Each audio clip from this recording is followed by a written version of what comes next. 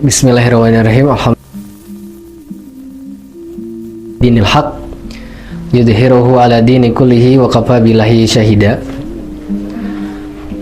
Dalam tafsir Ibnu Katsir terungkap sebuah riwayat bahwasanya ja'a A'rabiyun, datang seorang Arab Badui ila Nabi sallallahu alaihi wasallam, kepada Nabi sallallahu alaihi wasallam, lalu bertanya. Pertanyaan Arab Badui ini, Arab kampung ini sungguh sederhana dan juga simpel.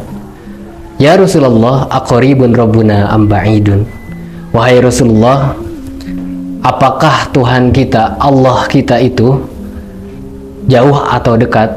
Kalau jauh, fanunadi, maka kami akan meminta, akan berdoa kepada Allah itu dengan cara suara yang keras. Tetapi kalau Allah itu, Tuhan kita itu dekat, maka kami akan meminta dengan suara yang lirih, panunaji. Dalam kemudian turunlah satu ayat dalam Al-Quran, surat Al-Baqarah ayat 186. A'udzubillahi minasyaitonirrajim. Wa idza sa'alaka ibadi anni fa inni qarib. Al-ayah. Ayat ini turun menjawab pertanyaan Arab Badui tadi.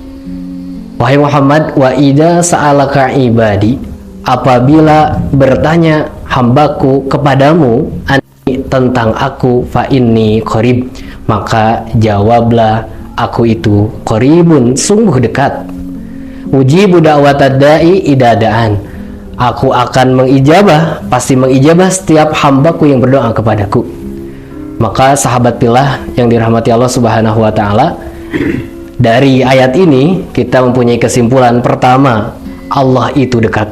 Bahkan dalam ayat lain, wa nahnu aqrabu min hablil warid, Allah itu lebih dekat daripada urat nadi leher kita.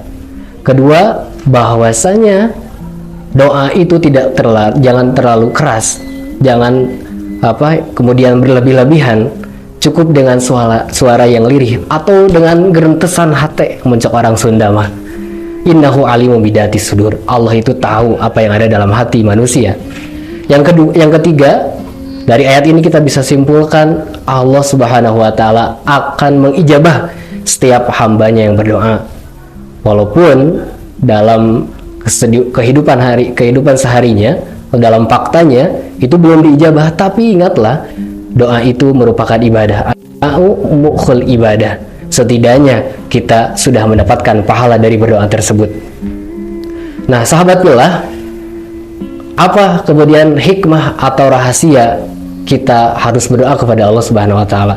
Salah satu hikmah kita berdoa kepada Allah Subhanahu wa taala adalah kita diberikan takdir terbaik. Ya, dalam sebuah hadis riwayat Tirmizi, Rasulullah SAW pernah sampaikan bahwasanya la yaruddul qada au la yaruddul qadaru illa bidu'a.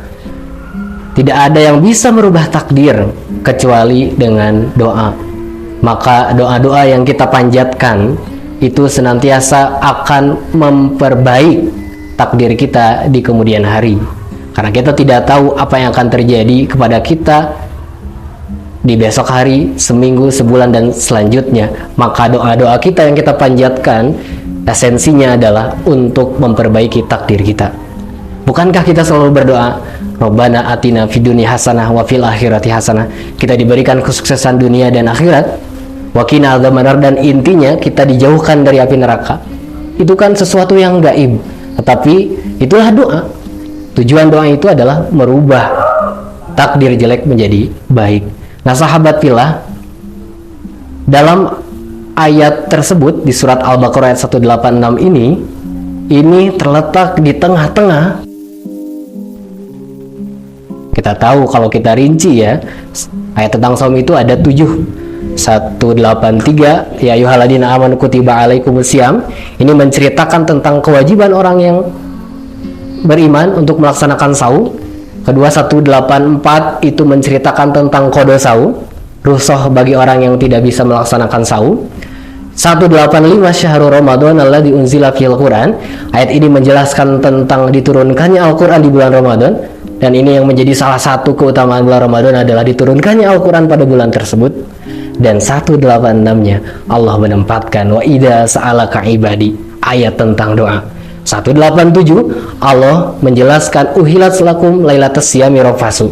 Ini dibolehkannya bagi orang yang sudah mempunyai pasangan itu untuk berjima, berhubungan suami istri di malam bulan Ramadan. Dan terakhir 188 wala ta'kulu amwalakum bainakum bil batil.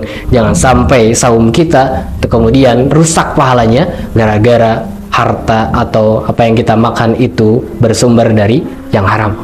Nah, ayat 186 ini di ayat tentang saum berada di tengah.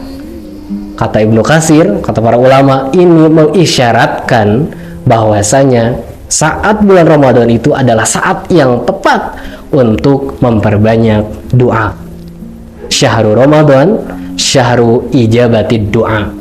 Syahrul Ramadan, bulan Ramadan adalah bulan diijabahnya doa.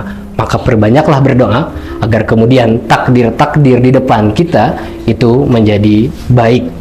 Terakhir sahabat pillah, berbicara tentang Ramadan bukan hanya berbicara tentang keistimewaan, fadilah, keutamaan, kebahagiaannya, kenikmatannya, namun kita juga harus senantiasa sadar bahwasanya ada bencana, ada kerugian bagi orang-orang yang tidak bisa memaksimalkannya.